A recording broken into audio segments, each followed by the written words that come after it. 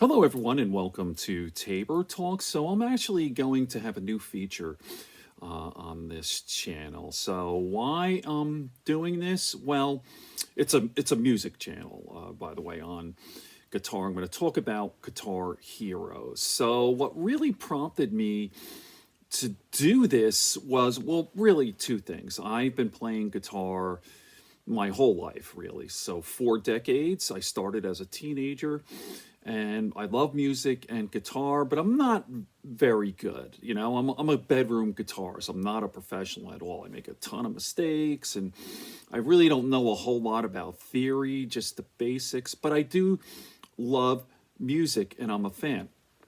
The second thing is about a year ago, I did a video called Joe Rogan Knows Nothing About Music. I did it and threw it up and I got destroyed. Basically, in the video, and I'll put the links here in the comment section, but basically, what I pointed out, I said, Joe Rogan knows nothing about music because he said, Gary Clark, this was his quote, Gary Clark Jr. has his own sound. He has his own distinct sound. And Joe was going on and on about how that's amazing. Like Joe, no kidding. Every guitar player worth his salt, his or her salt, has their own distinct sound.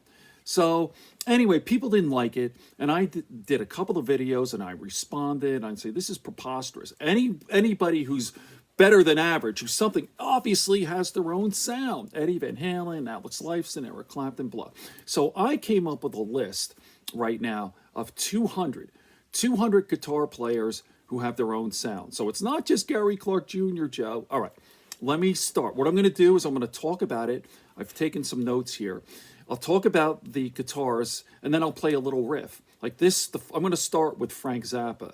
And the song I'm going to play is Apostrophe. I'm not going to play the whole song, but just the main riff. Okay, here we go.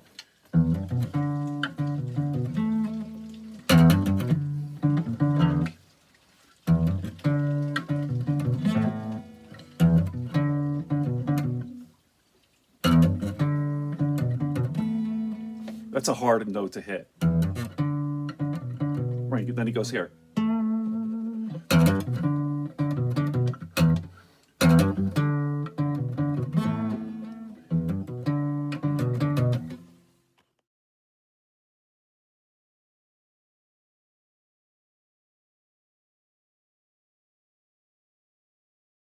So here we go. I took some notes, and I'm just going to really just read off some of the blurbs about Frank Zappa.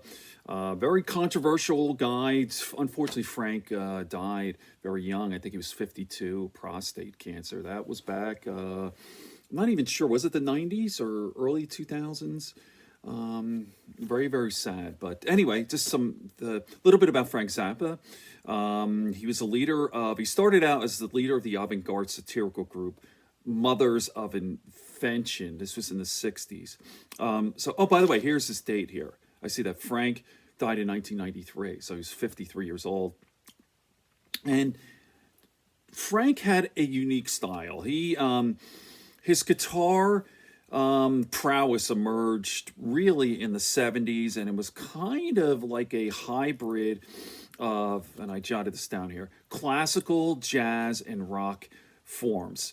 And again, along with this and the lyrics and the kind of crazy music and his weird personality, his razor sharp wit, etc. So, by the way, Steve Vai, we all know who Steve Vai is. He played with Dio. He played with Frank Zappa as well. So, Zappa's guitar style was different. Again, as Joe Rogan, Zappa had his own style, like Joe says, it's like you could tell it's Gary Clark Jr. by his sound, like duh, Joe, all right? So Zappa's guitar style was based, they say, more about harmony than melody, right? What do I mean by that? Harmony means instruments, two different sounds playing at once, rather than melodies, just a single sort of note. Frank Zappa quoted here, he goes, I approach the guitar, the instrument, like a composer would, right? It's like a composer would. I'm an arranger rather than a player. Arranger, ARRA N-G-E-R, arranger. All right. So, and he says, listen, there are plenty of people that play faster than me. I make a shit ton of mistakes. And there are a ton of people better, but this is my unique style. So, I'm going to just read off some of the hits here from Frank Zappa. Again, he started with Mothers of Invention.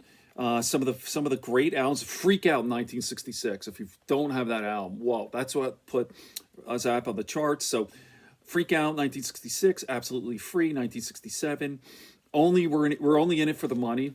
That's typical Frank. 1968. Hot Rats 1969. Apostrophe. And I'm going to play that song in a minute. 1974. One Size Fits All. And then here's another one. I wrote this down. It says here, Zappa's reputation was enhanced by extended guitar solos. He put out an album, triple album. Here it was. It was a live album from the 70s at the Fillmore East, Roxy and elsewhere, live in New York, and then there's another place, Chic Ya Booty. I'm sorry, the guitar solo was Shut Up and Play Your Guitar. Nothing but solos. So, okay, and we all know probably Frank's most famous song is Valley Girl. Oh, for sure. I might put this in this video. Okay, now here's the song, Apostrophe. Okay, here we go. I was thinking about playing, well, my Fender, here's my acoustic, I have an Epiphone. But this is an electric guitar song, and here's my Fender, but there's something wrong with my amp. So I'm just going to play the riff unamplified. Unamplified? Is that the word? I don't know.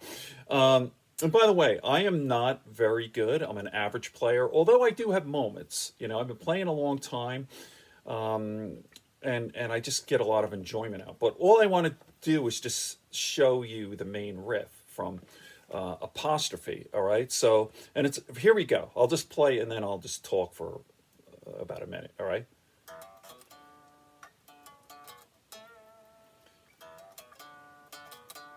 Right?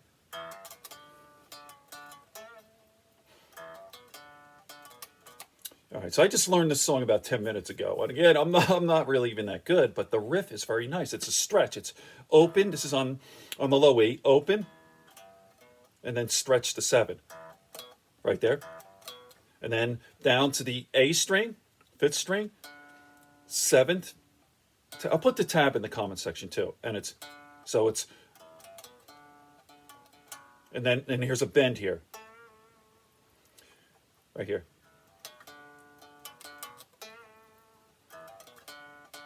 And then here.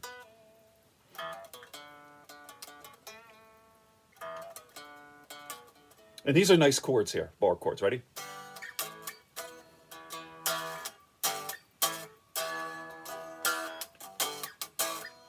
My timing's all bad, but...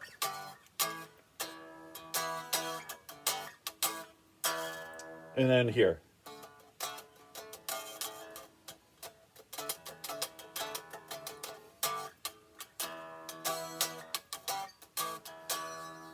All right.